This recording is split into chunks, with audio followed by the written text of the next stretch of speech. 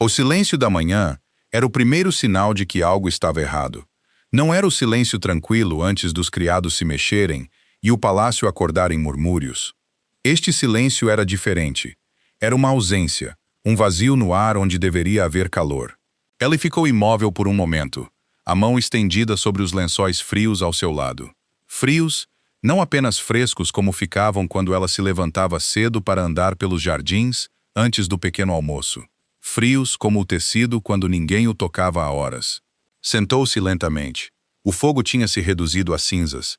A luz cinzenta pressionava contra o vidro da janela, pálida e implacável. E o quarto parecia maior do que deveria, mais vazio, o tipo de vazio que vibrava, que ressoava com a frequência específica de algo em falta. Saren, chamou. Nada respondeu, nem mesmo um eco. O nome caiu plano contra as paredes de pedra e morreu. Esperou, ouvindo o suave bater dos seus passos vindos da sala de banho.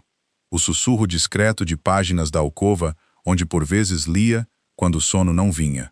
O som do seu cantarolar, aquele zumbido desafinado que ela fazia quando pensava que ninguém a ouvia, que de alguma forma se tinha tornado o som mais familiar na sua vida, sem ele nunca ter decidido que deveria ser.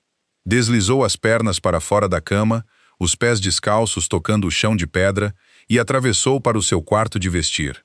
A porta estava aberta. Essa foi a primeira coisa errada. Saren fechava-a sempre. Sempre. Uma pequena fronteira que ela mantinha, independentemente de tudo. O seu canto do palácio que era só dela. Empurrou-a mais e parou de respirar. As portas do roupeiro estavam abertas. As prateleiras estavam nuas.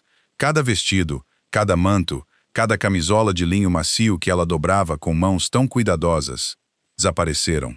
A penteadeira estava completamente vazia.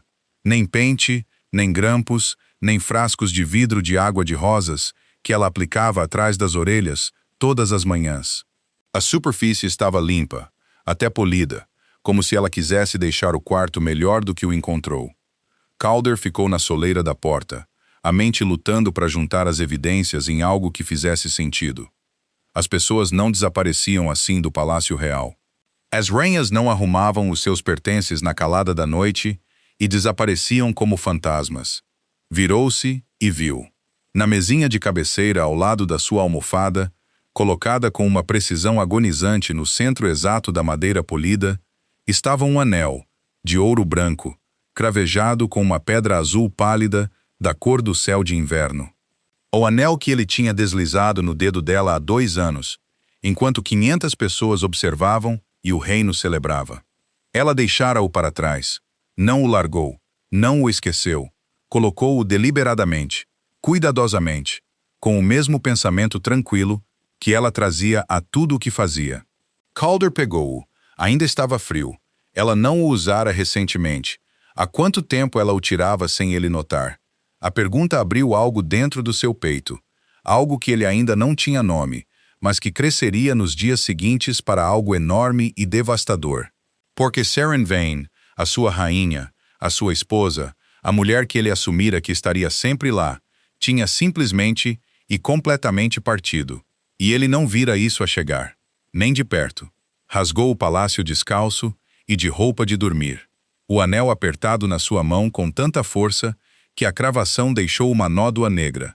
Os guardas do portão oriental pareceram alarmados quando seu rei apareceu no corredor com os olhos selvagens e descalço, o cabelo desalinhado, o peito a arfar como se estivesse a fugir de algo em vez de a correr para ele.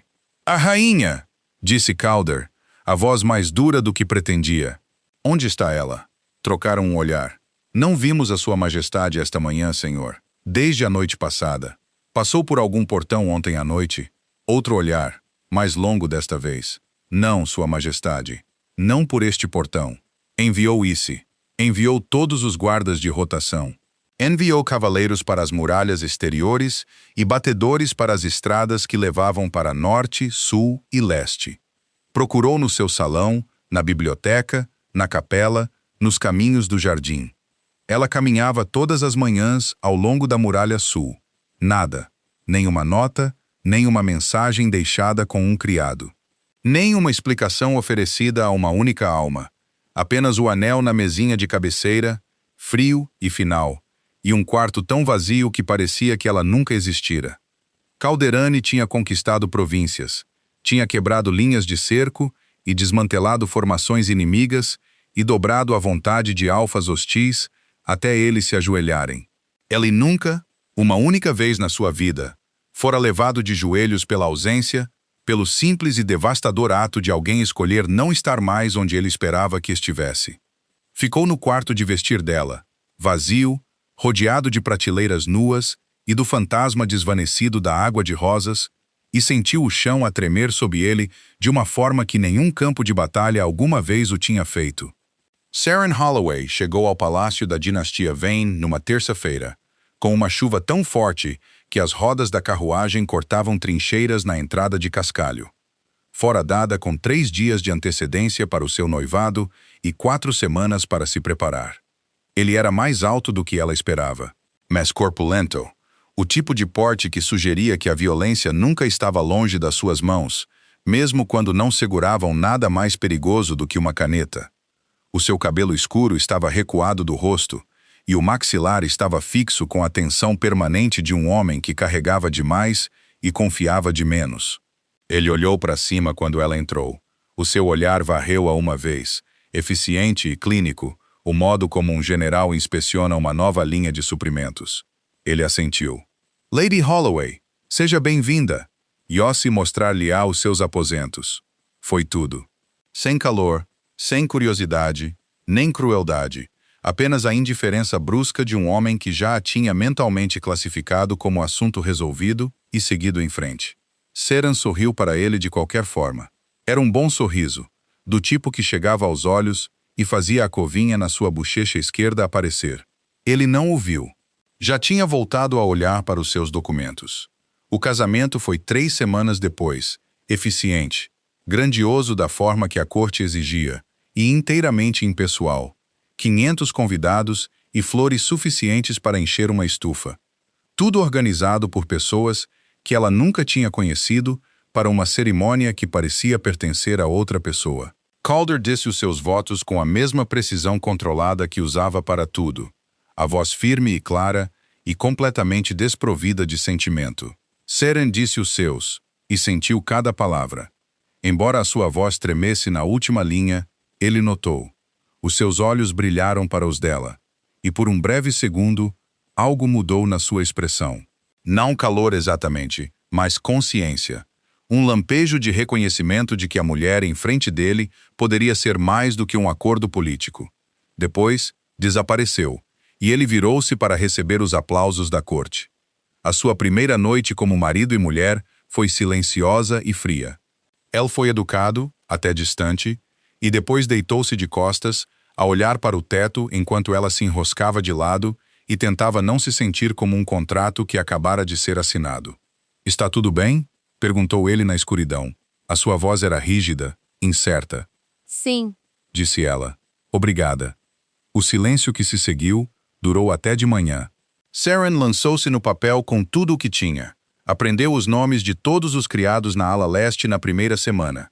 Memorizou a ordem de assentos do conselho, os acordos comerciais que financiavam a fronteira norte e quais os ministros que se odiavam tão profundamente que não podiam ser sentados ao alcance dos braços. Encantou o conselheiro Aldrich, cuja hostilidade para com as províncias orientais era lendária há décadas, trazendo-lhe uma mistura específica de chá da sua terra natal que aliviava as suas dores de cabeça crônicas. Ele estava na palma da sua mão em 1 mês. Reorganizou as lojas de ervas do palácio, que tinham sido negligenciadas desde a reforma do último mordomo. Estabeleceu um pequeno círculo de leitura entre as jovens damas da corte, que se reunia 2 vezes por semana, e dava-lhes algo para fazer além de fofocar. Escreveu cartas a todas as esposas dos governadores provinciais, apresentando-se, perguntando sobre as suas famílias, construindo pontes que a coroa nunca pensara construir através de algo tão simples como o calor.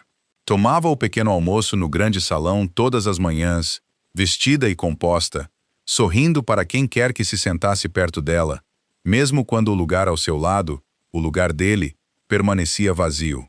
Esperava por ele nos seus aposentos todas as noites, um livro aberto no colo, ouvindo os seus passos no corredor. Deixou uma vela acesa na sua mesinha de cabeceira para que ele não tivesse que encontrar o caminho na escuridão. Na maioria das noites, ele não vinha até que ela já estivesse a dormir. Algumas noites, ele não vinha de todo. A vela ardia até nada, e ela acordava com uma poça de cera fria e uma almofada intocada ao seu lado. Não se queixou, ajustou-se. Disse a si mesma que ele estava ocupado, que o reino exigia a sua atenção, que o dever de um rei vinha antes da solidão de uma esposa, e tudo isso era verdade. Mas verdade e conforto não são a mesma coisa. Yossi encontrou-a numa tarde na biblioteca, 3 meses após o casamento. Obeta era um homem quieto, com olhos aguçados e a rara habilidade de dizer coisas desconfortáveis sem as fazer parecer acusações. Parou de tomar o pequeno almoço no grande salão, disse Yossi. Siren olhou do seu livro. Prefiro o jardim de manhã agora. A luz é melhor. Josie estudou-a. O rei perguntou por que estava a sua cadeira vazia. O coração de Siren saltou antes que ela pudesse impedi-lo. Ele notou. O olhar no rosto de Yos disse-lhe tudo. Ele não notara. Josie tinha apontado. Oh, disse ela baixinho. Ele não é um homem cruel, ofereceu Josie cuidadosamente. Não, concordou Siren. Ele não é, mas há coisas piores do que a crueldade, pensou ela. Há a solidão lenta e moedora de ser invisível para alguém com quem partilha uma cama. Há esticar a mão sobre os lençóis na escuridão e encontrar nada além de linho frio. Há aprender que o seu marido pode olhar, através de si, como se fosse feita de vidro, e nunca sequer perguntar o que está do outro lado. Parou de usar o seu brasão na coleira 2 semanas depois. Ele não notou. Parou de comparecer às reuniões da corte à noite 1 mês depois disso. Ele não notou. Parou de esperá-lo à noite. Parou de ouvir os seus passos. Parou de esticar a mão sobre a cama. Parou de deixar flores na sua secretária, algo que ela fazia todas as segundas-feiras desde o casamento, sem ele alguma vez o mencionar. Ele não notou nada disso, nenhuma coisa, e em algum lugar dentro do seu peito, algo que se esticava há meses, finalmente começou a rasgar-se. Ao meio-dia, o palácio estava em caos controlado. Yossi estabeleceu um ponto de comando na sala de guerra, e cavaleiros foram despachados por todas as estradas principais a 1 dia de cavalo da capital. A equipa doméstica fora interrogada. Os registros dos portões foram revistos. Os estábulos confirmaram um cavalo em falta, um alazão malhado que Siren preferia para os passeios matinais. Calder ficou no centro de tudo e sentiu-se completamente inútil. Tinha lutado guerras de fronteira, negociado com alfas hostis, esmagado rebeliões com uma precisão tática que ainda fazia estudiosos militares escreverem artigos sobre as suas campanhas.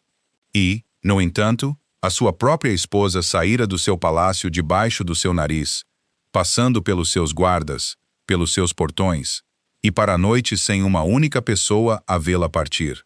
Ela planeou isto, disse Josie, a sua voz cuidadosamente neutra. A mandíbula de Calder apertou-se. Vejo isso. Durante semanas, possivelmente mais, ela moveu os seus pertences gradualmente. Coisas pequenas primeiro, coisas que ninguém notaria. Até ontem à noite, tudo o que restava eram as peças que ela queria deixar para trás. Calder não disse nada. O peso dessa frase assentou nos seus ombros como ferro. O que ela deixou? Perguntou. Yossi tirou uma lista do casaco. Cada joia que lhe deu, o conjunto de safira do seu aniversário, o broche de pérolas do cume norte, os brincos de esmeralda do baile do solstício, cada item com o brasão Vayne, cada presente. Senhor, Calder encarou-o. Tudo, tudo, limpo, polido e arrumado em caixas de veludo no seu roupeiro. E o anel, claro. O anel. Calder ainda podia sentir o círculo frio dele na palma da sua mão. Tinha-o carregado da sua mesinha de cabeceira e não conseguira largá-lo desde então. O que ela levou? Perguntou Calder. Essa é a questão interessante, disse Josie. O seu vestuário pessoal, itens práticos apenas. Sem vestidos, sem roupas formais, roupas de viagem, botas, um manto pesado, uma bolsa de ervas secas e medicamentos das lojas do palácio, o seu diário e mais um item. Josie hesitou. Que item? Insistiu Calder. O retrato em miniatura que a mãe dela lhe deu antes do casamento. O da família dela. A informação aterrou como uma lâmina entre as suas costelas. Ela tinha se despido de todos os vestígios da sua vida como sua rainha e levado apenas as coisas que eram dela antes mesmo dele existir. Como se o casamento deles fosse um disfarce, que ela finalmente tinha tirado e dobrado cuidadosamente na prateleira. Ela não está perdida, disse Calder lentamente, a realização com um sabor amargo na língua. Ela não está confusa nem levada. Ela escolheu partir. Sim, senhor. Josie confirmou. O silêncio na sala de guerra pressionou de todos os lados. Encontrem-na, disse Calder. Estamos a procurar, mas ela teve ajuda. Quem quer que a tenha auxiliado conhecia as rotações da guarda, os pontos cegos no corredor leste e o único portão que depende de um único sentinela entre a meia-noite e o amanhecer. Isto não foi impulsivo. Alguém a ajudou a deixar-me, pensou Calder. Alguém em quem ela confiava mais do que no próprio marido. Virou-se para a janela, olhando para o pátio cinzento abaixo. Criados atravessavam as lajes, a cumprir os seus deveres, como se o mundo não tivesse mudado sob os seus pés. Há outra questão, disse Josie atrás dele. A sua criada, Tanith. Calder virou-se. Faltada. Josie disse que ela não se apresentou ao serviço esta manhã. O seu quarto foi esvaziado da mesma forma que o da rainha. Então ela não tinha ido sozinha. Isso era alguma coisa. Um pequeno consolo frio que sabia a fracasso. Tragam-me Breda, disse Calder. Josie levantou uma sobrancelha. A curandeira. Saren passou tempo nas salas de cura. Ela começou a ir lá há 6 meses. Quero saber por quê. Mesmo enquanto as palavras saíam da sua boca, a vergonha delas ardia através dele. Ela estava a pedir a uma curandeira que lhe contasse coisas sobre a sua esposa que ele deveria ter sabido. Coisas que ele teria sabido se alguma vez lhe tivesse perguntado como passava os dias. Yossi saiu sem comentários, o que era de alguma forma pior do que se tivesse dito algo. O silêncio do Beta carregava o seu próprio julgamento. Calder olhou para o anel na sua palma. A pedra captou a luz fraca da janela e brilhou uma vez, pálida e fria. Fechou o punho em volta dele e apertou até a cravação morder a sua pele. Quando Breda chegou, ela era exatamente o que ele esperava.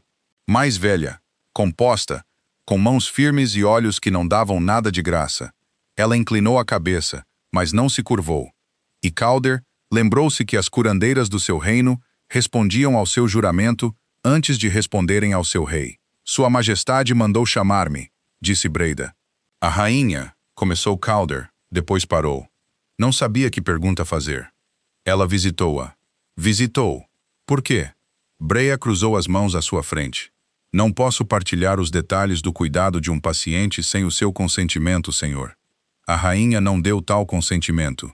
O lobo de Calder irrompeu sob a sua pele pela primeira vez no dia em que se agitou, e o rosnado que escapou da sua garganta foi baixo e involuntário.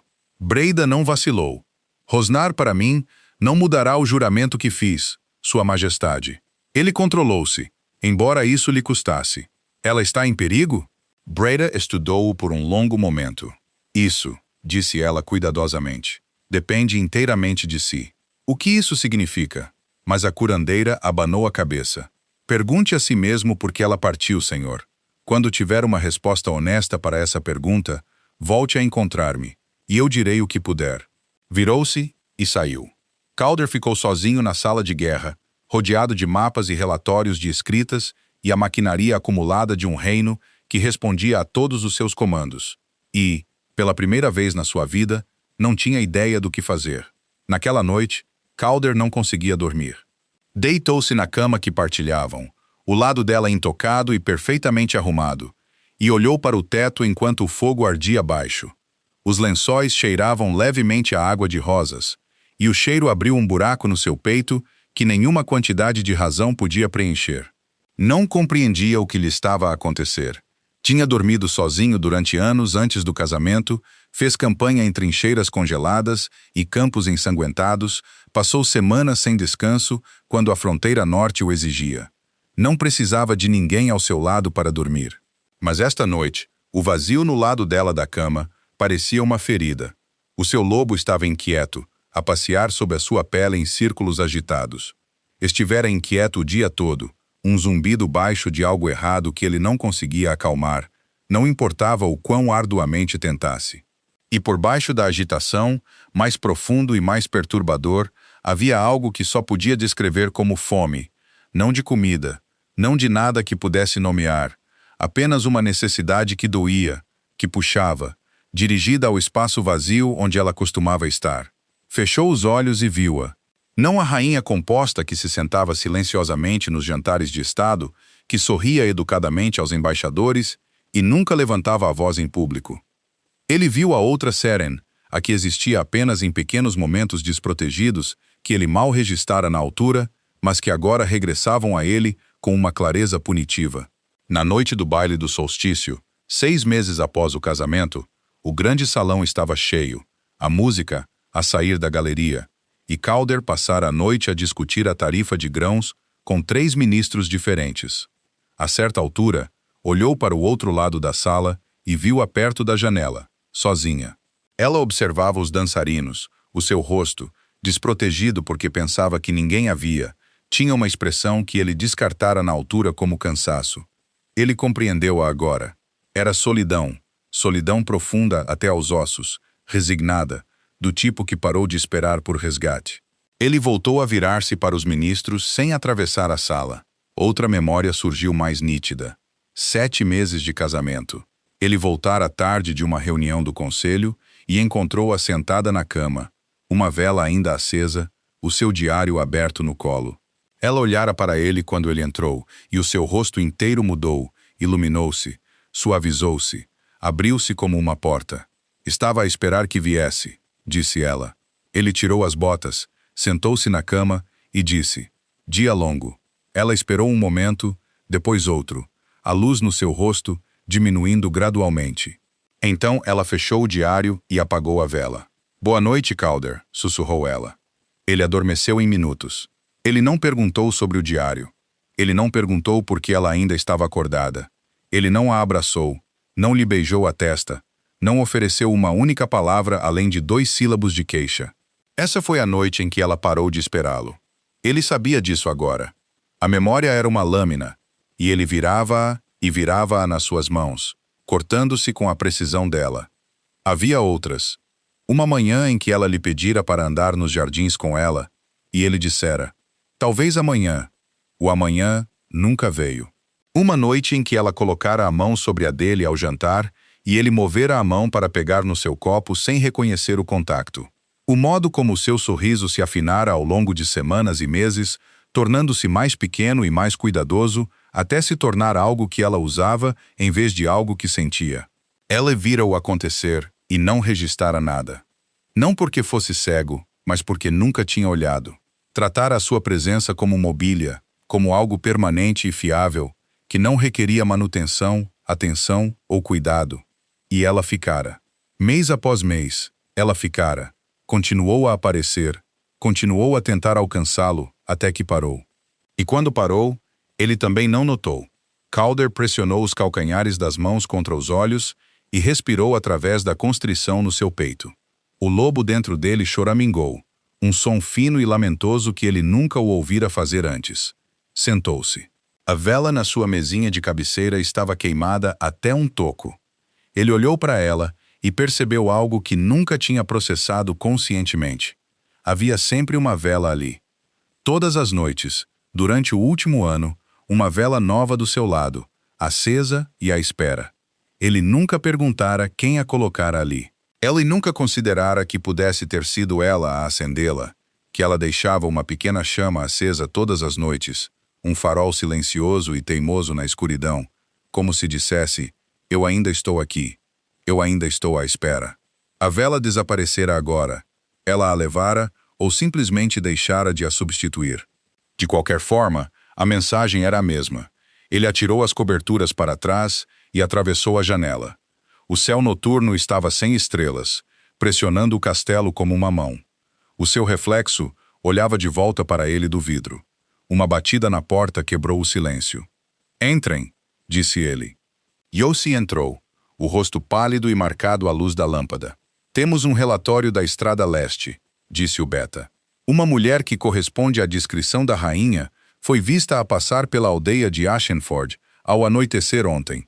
Ela estava a viajar com uma companheira e dirigia-se para a fronteira de Greyr. O pulso de Calder acelerou. Greyr? Por que iria ela para lá? Josie hesitou, e essa hesitação enviou um arrepio pelo sangue de Calder. Os batedores que rastrearam o seu percurso encontraram algo no último ponto de paragem, um local onde ela parou para descansar. Josie estendeu a mão ao casaco e retirou um pequeno frasco de vidro, meio vazio, cheio de um líquido âmbar escuro que captava a luz da vela. Isto foi descartado perto da fogueira. Mostrei-o a Breda. O que é isso? Exigiu Calder. Um supressor, disse Josie baixinho, especificamente formulado para mascarar os sintomas de uma ligação de corte. Breda diz que a rainha o tem tomado há meses. As palavras atingiram Calder como um golpe físico. Uma ligação de corte. A sua ligação, senhor, a dela e a sua, tem vindo a deteriorar-se. Breda acredita que tem entrado em colapso lentamente há algum tempo, e a rainha tem se medicado para esconder os efeitos. Calder não conseguia falar. Ele olhou para o frasco na mão de Yoss, e o quarto pareceu inclinar-se sob ele. Que efeitos? Conseguiu dizer. A expressão de Yoss era cuidadosa, medida, como sempre era quando ele estava prestes a entregar algo que causaria danos. Dor, senhor. Dor crônica significativa. Enxaquecas. Dores nas articulações. Fadiga tão severa que mal conseguia ficar de pé no final de alguns dias. Ele fez uma pausa. Breda diz que a rainha suportou-o em silêncio durante meses. Ela só vinha às salas de cura quando se tornava demais para gerir sozinha. O quarto ficou muito quieto. Ela estava com dor, disse Calder, e as palavras saíram ocas.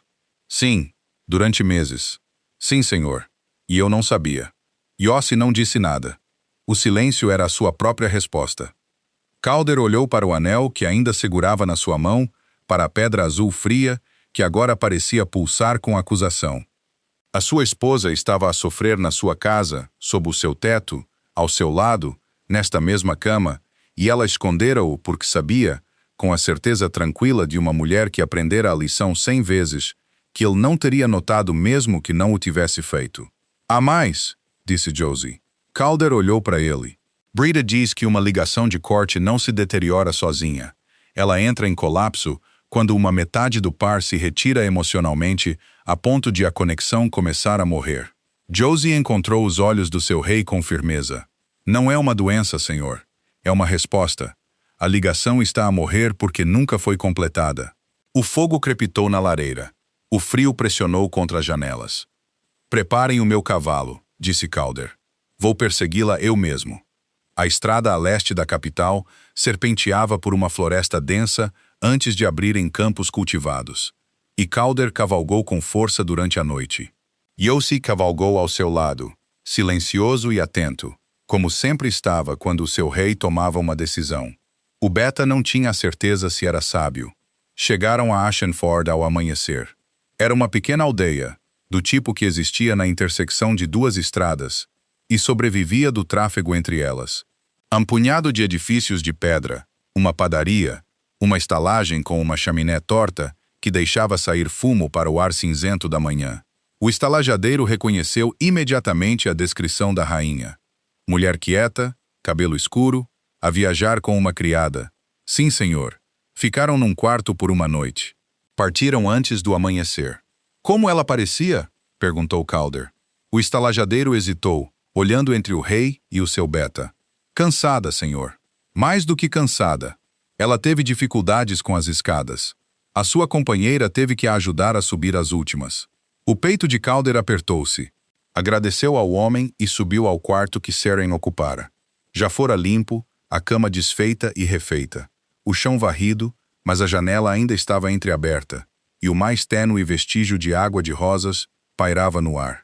Ficou no centro do pequeno quarto e respirou fundo, e algo dentro dele rachou um pouco mais.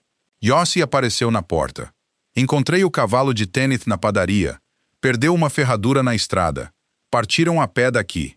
A pé? Repetiu Calder. Ela mal conseguia subir as escadas, e partiram a pé. Yossi não disse nada. Seguiram o rasto para leste. Saran e Tanneth, Mantiveram-se na estrada principal por alguns quilômetros, antes de cortarem para norte por um trilho que serpenteava através de uma floresta de bétulas em direção à fronteira de Greyir. Um pastor vira-as. Um lenhador oferecera-lhes água. Em cada paragem, a descrição era a mesma. A mulher quieta parecia doente. Caminhava devagar. Descansava muitas vezes. Na segunda paragem, uma clareira onde tinham parado para dormir. Calder encontrou algo que lhe tirou o ar dos pulmões. Tanith enterrara-o debaixo de uma pilha de pedras perto da fogueira, embrulhado em lona encerada para o manter seco. Um maço de cartas seladas e endereçadas, cada uma com um nome, Yossi, Breda, Conselheiro Aldrich, e uma sem nome algum, apenas uma única flor prensada sob o selo de cera, uma rosa branca do jardim do palácio, a mesma variedade que florescia ao longo da muralha sul, onde Seren costumava caminhar todas as manhãs. Aquela carta era para ele. Calder quebrou o selo com mãos trêmulas e desdobrou a folha. A sua caligrafia era firme, precisa, a caligrafia de uma mulher que fora ensinada que a organização era uma forma de respeito. Mas as palavras atingiram-no como um ariete. Ela não o culpou. Essa era a pior parte. Não havia raiva na carta, nenhuma acusação, nenhum catálogo amargo de queixas. Foi escrita com a ternura calma e medida de alguém que já tinha terminado de lamentar e saído do outro lado para algo pior, aceitação. Escreveu que a ligação entre eles estava a desvanecer-se há meses, que o seu lobo, outrora forte e seguro, ficara mais quieto a cada semana que passava, até que ela mal o conseguia sentir. Escreveu que Breda confirmara o que ela já suspeitava, que uma ligação de parceiro incompleta, uma onde a conexão não era mútua, eventualmente se consumiria. E quando isso acontecesse, o contragolpe não simplesmente magoaria, mataria, não apenas a ela, mas a ambos. Escreveu que tentara mantê-la unida, que tomara os supressores para mascarar a dor para que ele não se preocupasse, embora não dissesse o que claramente queria dizer, que era para que ele não se incomodasse. Escreveu que tinha feito as pazes com a partida, que não era punição, que não queria que ele sofresse. E depois a linha que o destruiu. Você foi a melhor coisa que quase me aconteceu. Calder leu-a 3 vezes. Cada vez que cortava mais fundo. Não a melhor coisa que lhe aconteceu. A melhor coisa que quase aconteceu. Quase. A palavra era uma faca. E ela colocara-a com a mesma precisão com que colocara o anel. Dobrou a carta e pressionou-a contra o peito, os olhos a arder. O que diz? Perguntou Issy baixinho. Ela está a morrer, disse Calder. As palavras sabiam a cinza. A ligação está a matá-la, e ela partiu para não me matar a mim também. Josie ficou em silêncio por um longo momento. Ela partiu para o salvar.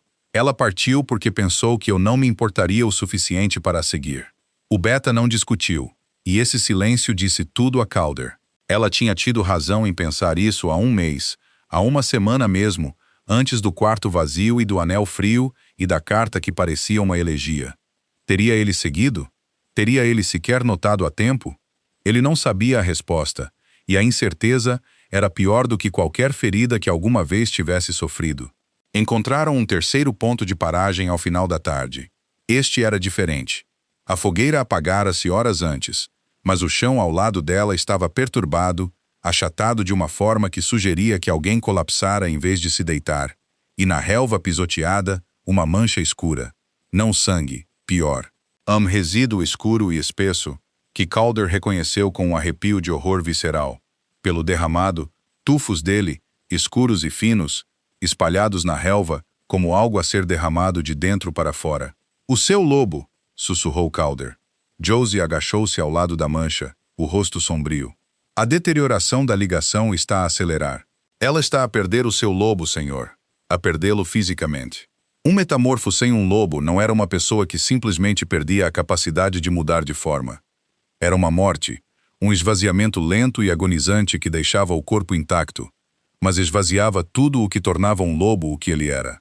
Força, sentidos, instinto, a capacidade de sentir as ligações que conectavam matilha a matilha, parceiro a parceiro, alma a alma. Sem o seu lobo, Saren não perderia apenas a ligação, perder-se-ia a si mesma. Quão à frente ela está?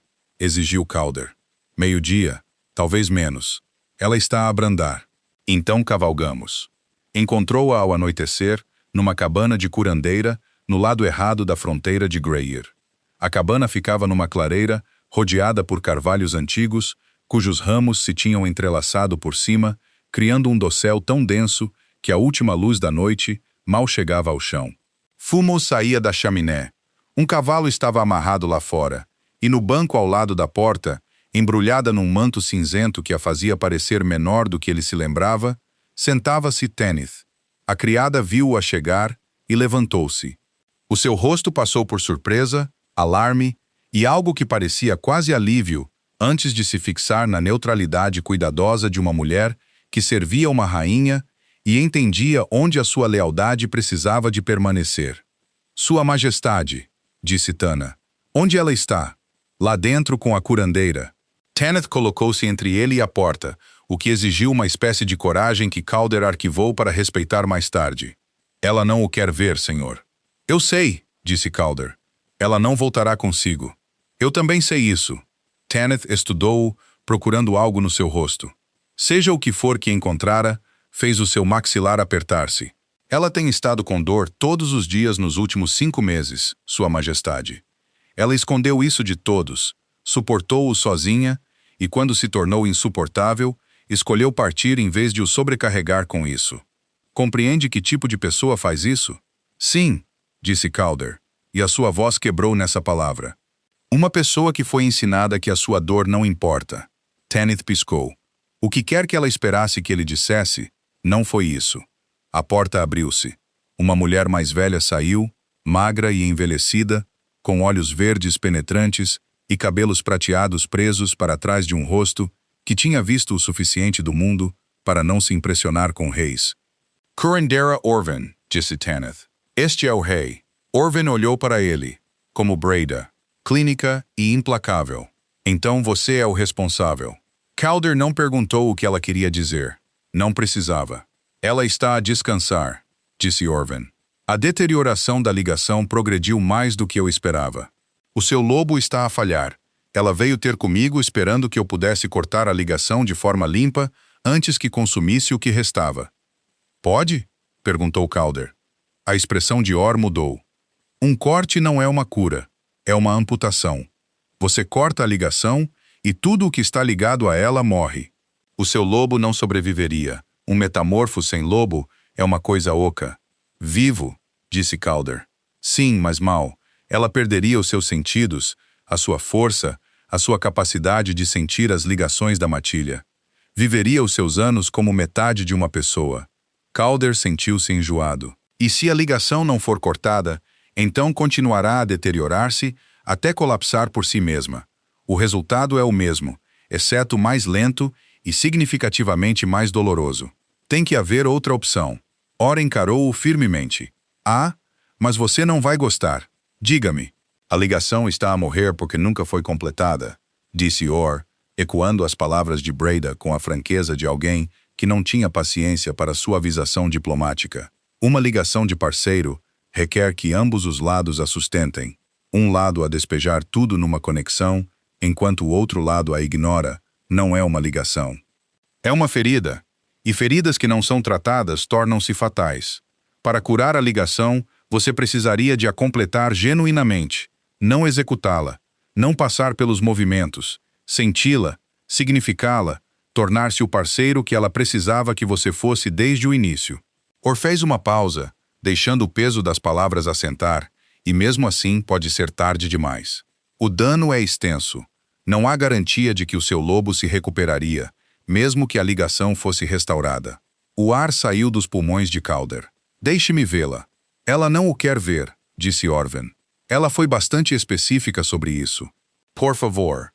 A palavra saiu mais áspera do que pretendia, despojada de todas as camadas de autoridade e comando, até ser apenas um homem a pedir algo que não merecia. Orven olhou para Tanith. Tanith olhou para o chão. Um longo silêncio passou. 5 minutos, disse Orven. E se ela lhe pedir para sair, você sai. A cabana era pequena e quente por dentro, iluminada por uma lareira e um punhado de velas que lançavam sombras trêmulas pelas paredes de pedra. Ervas secas pendiam das vigas do teto. Uma cama estreita fora empurrada contra a parede do fundo, e nela, enterrada sob um pesado cobertor de lã, jazia Seren. Estava mais magra do que quando ele a vira pela última vez. As suas maçãs do rosto destacavam-se agudamente sob a pele que se tornara pálida e fina como papel. Olheiras marcavam os buracos sob os seus olhos. O seu cabelo, normalmente tão bem escovado, jazia emaranhado na almofada. Parecia alguém que carregara algo impossivelmente pesado por muito tempo e finalmente o colocara no chão, não porque o peso tivesse diminuído, mas porque os seus braços simplesmente cederam. Seren, chamou Calder. Os seus olhos abriram-se, castanhos e fundos e exaustos. Encontraram-no e, por um segundo desprotegido, todo o seu rosto mudou. Alívio e saudade e dor inundaram a sua expressão, tão rápido que ela não conseguiu captar nada disso. E então ela fez o que sempre fazia. Escondeu tudo, alisou os seus traços para uma compostura calma e tornou-se invisível novamente. Sua Majestade, disse ela. O título atingiu-o mais forte do que qualquer golpe que ele tivesse recebido em batalha. Ela costumava chamá-lo Calder. Nos primeiros meses, quando ela ainda estava a tentar, ela usava o seu nome com uma suavidade que o fazia parecer algo que valia a pena ter. Agora era, Sua Majestade, formal, distante, a linguagem de alguém que já partira muito antes do seu corpo seguir. Você precisa de ir, disse ela baixinho. Eu li a sua carta. Então sabe por que parti. Você partiu para salvar a minha vida. Parti porque ficar estava a matar-nos a ambos. Ela fechou os olhos e porque ficou claro que a minha partida não o magoaria tanto quanto a minha permanência me magoava. As palavras aterraram como um soco, não porque fossem cruéis, mas porque eram verdadeiras. Ela tinha pesado a equação. O seu sofrimento contra a sua indiferença e a matemática tinha sido óbvia. Volte para casa, Calder, disse ela, e o seu nome na sua boca agora soava como uma porta a fechar-se. Deixe Orven fazer o que precisa ser feito. Em algumas semanas, você não sentirá mais a ligação. Pode encontrar uma nova rainha, alguém mais adequado, alguém que não precise de tanto de si. Seren, por favor. Não estou zangada consigo, disse ela, e a sua voz era tão gentil que lhe fez os olhos arder. Quero que saiba que nunca estive zangada. Estava apenas cansada. Tão cansada de estender a mão para alguém que nunca estava lá. Virou o rosto para a parede. Os seus 5 minutos terminaram, senhor, disse Orven por detrás dele. Calder não se moveu. Vá embora, sussurrou Saren. Por favor, vá embora. Ele saiu da cabana para o ar frio da noite e continuou a andar até as árvores o engolirem.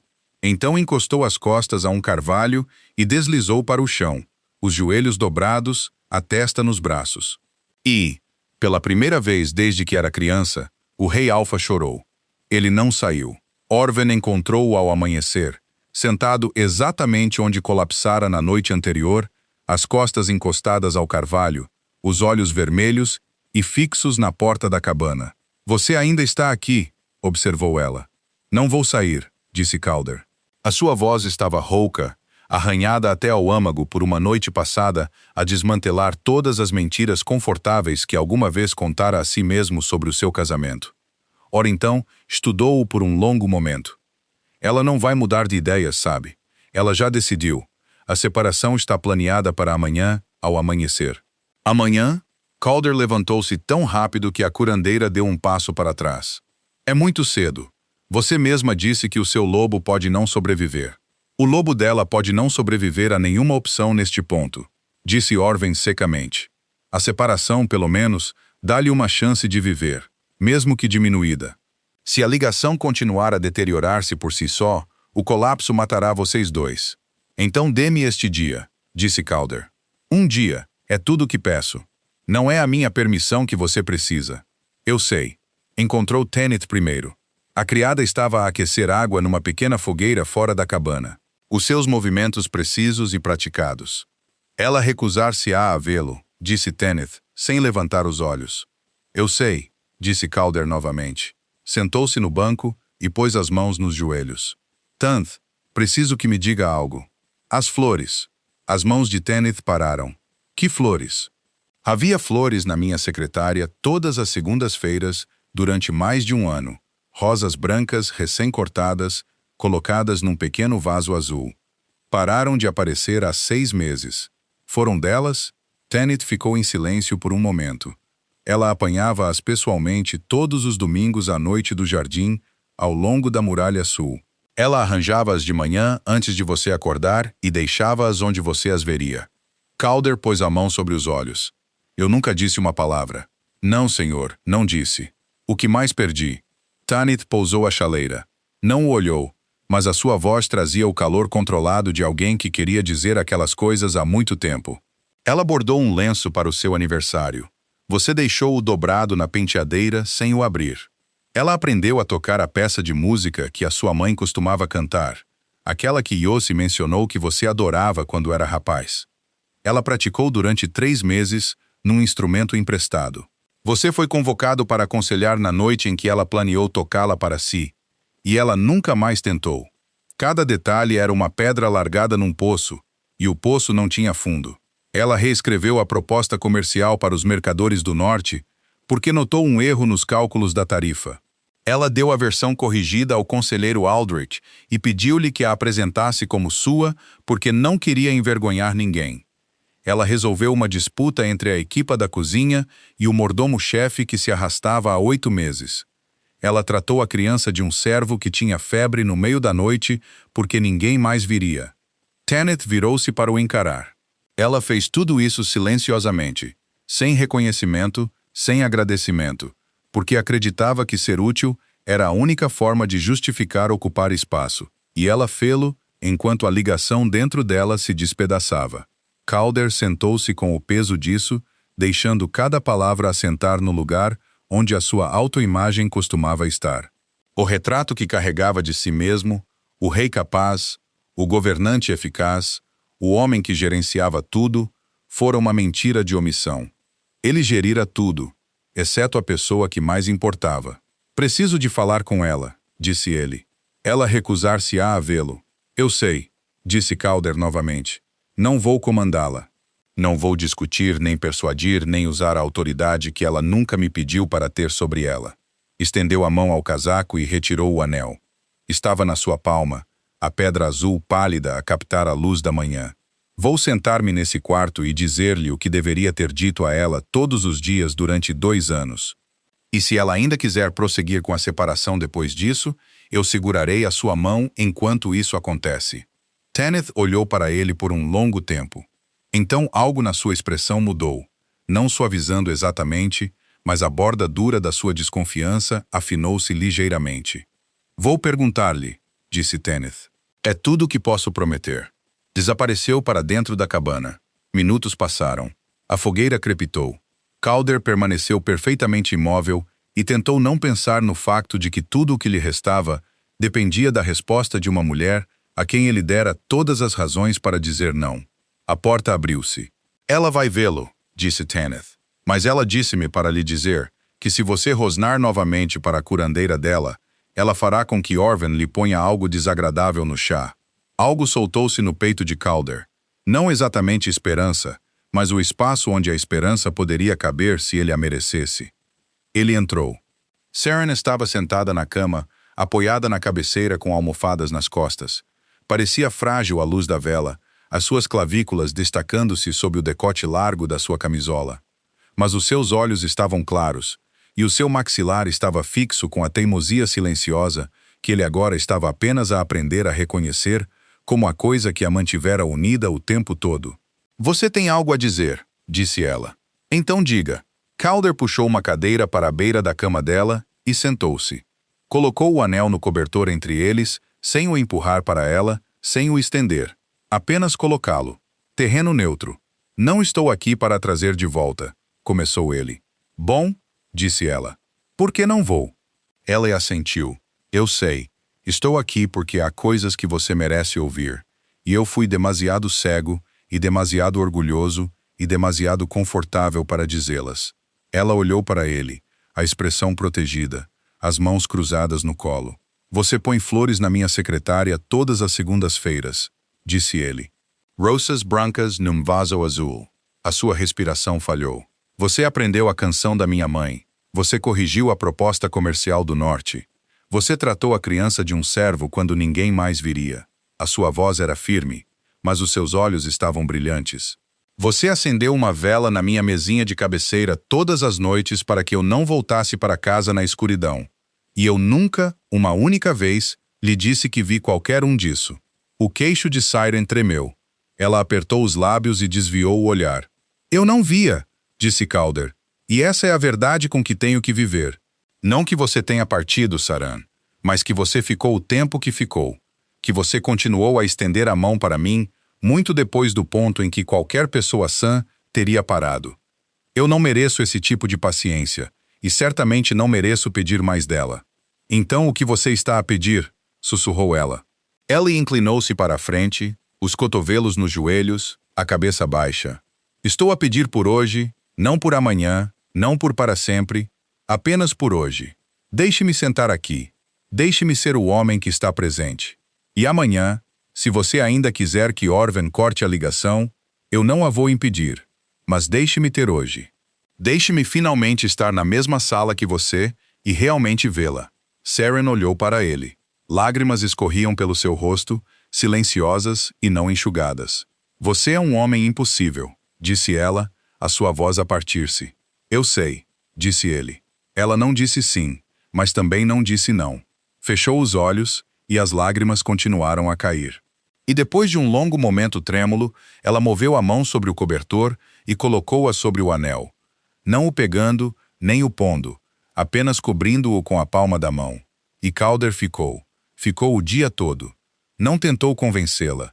Não discutiu, nem implorou, nem fez discursos grandiosos sobre dever, ou destino, ou a ligação que partilhavam. Simplesmente sentou-se na cadeira ao lado da cama dela e, pela primeira vez em 2 anos, prestou atenção. Ela foi cautelosa no início, protegida. Respondeu às suas perguntas em frases curtas e cuidadosas, como quem fala com uma pessoa em quem parou de confiar algo que importa. Mas Calder não forçou. Fez perguntas pequenas. Como ela gostava do seu chá, se preferia o jardim com luz da manhã ou da noite, que livro ela tinha estado a ler antes de partir. Aquele na mesinha de cabeceira? Perguntou Saran, um lampejo de surpresa cruzando o seu rosto. Vi a capa verde? Disse Calder. Letras douradas na lombada. Você estava a meio. Você mantinha o seu lugar com um ramo seco de lavanda. Ela encarou-o. Eu vi mais do que você pensa, disse ele baixinho. Eu apenas nunca lhe disse. Eu nunca pensei que você precisasse de ouvir. Todos precisam de ouvir, disse Calder. As palavras aterraram suavemente, mas reorganizaram algo dentro dele. Ele assentiu. Eu sei isso agora. As horas passaram. Ele contou-lhe sobre as reuniões do conselho que ela tinha perdido, e ela riu da sua imitação do conselheiro Aldrich a discutir com o ministro do Comércio. O som da sua risada era tão inesperado, tão dolorosamente familiar, que ele teve que desviar o olhar por um momento para se recompor. Ela contou-lhe sobre a viagem para leste, sobre Tanith a cantar desafinada na chuva para manter o ânimo, sobre a manhã em que acordou na floresta e uma raposa se aninhara contra suas costas, atraída pelos últimos vestígios do calor do seu lobo. Ela apenas olhou para mim, disse Seren, a sua voz suave com admiração, como se estivesse a vigiar. Calder ouviu. Ouviu como deveria ter ouvido durante 2 anos, não com metade da sua mente no próximo problema ou na próxima crise. Ouviu com todo o seu ser e sentiu algo mudar no espaço entre eles. Não a ligação, ainda não. Algo menor e mais frágil. Confiança, talvez. O fantasma do que tinha sido antes de ele a ter deixado morrer de fome. Quando a noite chegou, Orven verificou os sinais vitais de Seren e declarou que ela precisava de descanso. Calder levantou-se da cadeira e a mão de Seren moveu-se involuntariamente. Um gesto de meio alcance que ela apanhou e puxou de volta antes que se completasse. Mas ele viu-o. Estarei mesmo aqui fora, disse ele. Você não tem que ficar. Eu sei. Dormiu no banco fora da cabana, o manto enrolado à volta dele contra o frio. Tanith trouxe-lhe um cobertor sem dizer uma palavra. Yas, que acampara ali perto, veio sentar-se ao seu lado. O amanhecer é em 6 horas, disse o Beta. Eu sei que ela vai prosseguir. Calder olhou para a porta da cabana.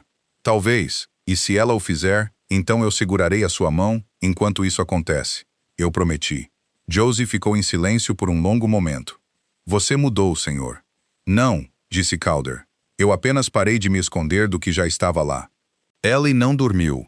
Sentou-se no banco e observou as estrelas a moverem-se no céu e pensou em todos os momentos do seu casamento. Não as falhas desta vez, os momentos entre.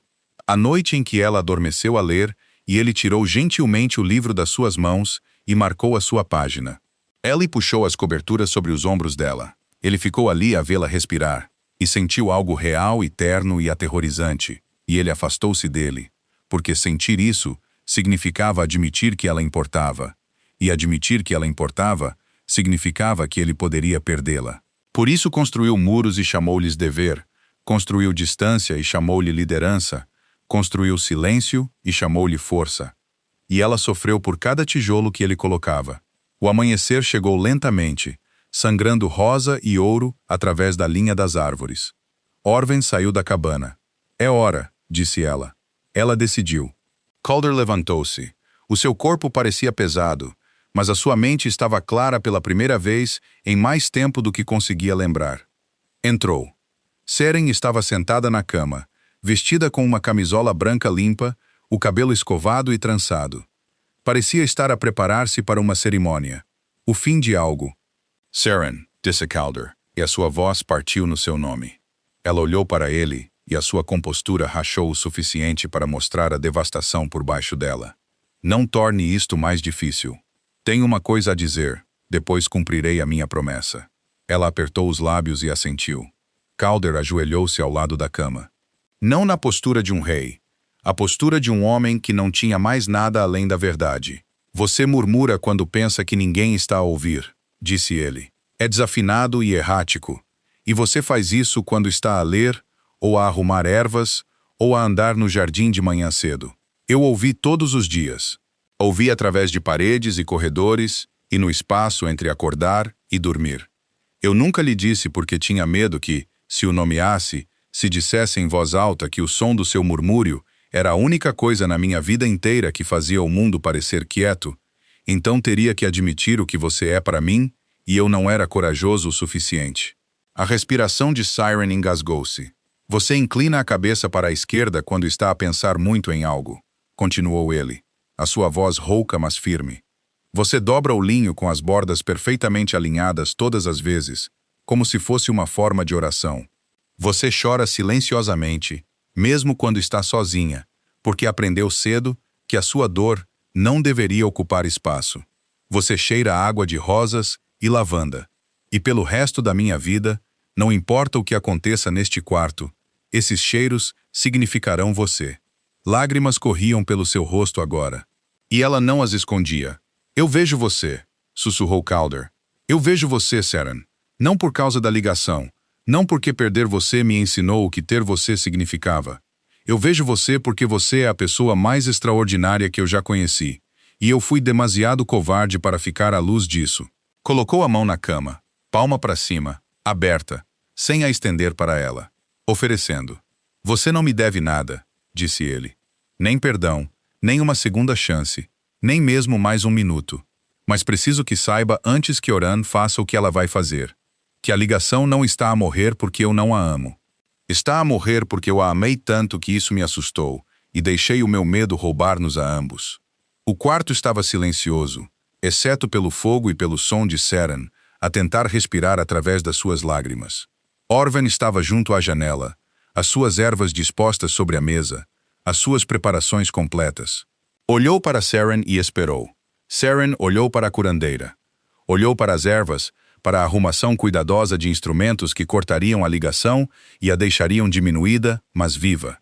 Então olhou para a mão aberta de Calder na cama. Você é um tolo, disse ela, a sua voz a quebrar. Um tolo absoluto. Sim, disse ele.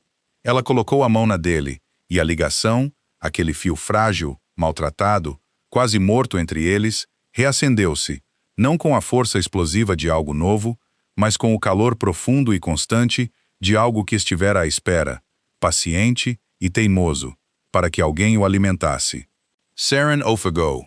A sua mão apertou a dele e os seus olhos arregalaram-se. Eu posso senti-lo, respirou ela. O meu lobo, ele ainda está aqui. Or pousou os seus instrumentos e cruzou os braços. A sua expressão era ilegível, mas havia algo nos seus olhos que poderia ser satisfação. Bem então, disse a curandeira secamente. Suponho que não precisarei disto hoje. Calder pressionou a testa contra as suas mãos unidas, e algo entre uma risada e um soluço escapou do seu peito. A outra mão de Saren subiu e pousou no seu cabelo, os seus dedos a tremer no seu couro cabeludo. Nunca deixe de me ver, disse ela ferozmente, a voz embargada pelas lágrimas. Nunca mais olhe através de mim. Nunca, prometeu ele. E pela primeira vez, ambos acreditaram nisso. A ligação não sarou da noite para o dia. Houve dias difíceis, semanas até, onde os velhos padrões tentavam reafirmar-se. Calder era puxado para reuniões do conselho, que corriam para depois do jantar, e Saren sentia o puxão familiar de ansiedade no seu peito, o velho medo de que ela estivesse a desaparecer novamente. Mas ele voltava. Todas as vezes ele voltava, às vezes saía da reunião mais cedo. Às vezes ele enviava Yossi para a buscar, para que ela pudesse sentar-se ao seu lado, enquanto os ministros discutiam, a sua mão pousada no seu joelho, debaixo da mesa onde ninguém podia ver. Ele notava coisas agora, pequenas coisas que ele dizia em voz alta, porque aprendera que ver alguém não significava nada se nunca se contava a ela. Você mudou as flores na biblioteca, disse ele numa manhã ao pequeno almoço. Saren olhou da sua chávena de chá, surpreendida. Fiz ontem.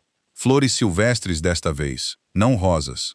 Ela sorriu e a covinha na sua bochecha esquerda apareceu. Você prefere-as?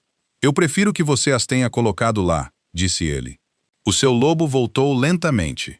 Semana após semana, a força regressou. Os sentidos aguçaram-se. O vazio no seu peito encheu-se com algo quente e estável. A ligação ficou mais forte, não por causa de algum gesto grandioso, mas por causa da acumulação de pequenos gestos. Uma mão nas suas costas, enquanto caminhavam pelo corredor. Uma pergunta sobre o seu dia feita com interesse genuíno e seguida de uma escuta real. Uma chávena de chá deixada na sua mesinha de cabeceira à noite, sempre a mistura da sua terra natal, sempre ainda quente quando ela a encontrava. A corte ajustou-se. Houve sussurros no início, especulação sobre o desaparecimento e regresso repentino da rainha. Mas Calder silenciou-os, não com autoridade, mas com visibilidade. Caminhava com ela em público. Sentava-a ao seu lado em todas as funções. Apresentava-a a dignitários visitantes, não como sua rainha, mas pelo seu nome. Esta é Saren, dizia ele. E o modo como dizia isso fazia o nome soar como algo precioso. Meses passaram. A mesinha de cabeceira nos seus aposentos continha agora 2 itens. Uma vela que ardia durante a noite, acesa por Seren, e ao lado dela, um pequeno vaso azul com rosas brancas, colocado ali pelo rei todos os domingos à noite, sem falhar. Numa manhã de final de primavera, Calder acordou lentamente. A luz era dourada através das cortinas, quente e sem pressa. Estendeu a mão pelo leito, e a sua mão encontrou-a. Pele quente, respiração firme, o lento subir e descer de alguém profundamente, pacificamente adormecido. Ele aproximou-se. Ela mexeu-se, virando-se para ele, e a sua mão encontrou o seu peito. O seu anel apanhou a luz, a pedra azul pálida a brilhar uma vez contra a sua pele, agora quente porque ela nunca o tirava. Ele pressionou os lábios na testa dela e fechou os olhos. O quarto estava cheio, a cama estava quente, e a mulher ao seu lado estava exatamente onde ela escolhera estar. Obrigado por ouvirem. Vejo-vos muito em breve para o próximo.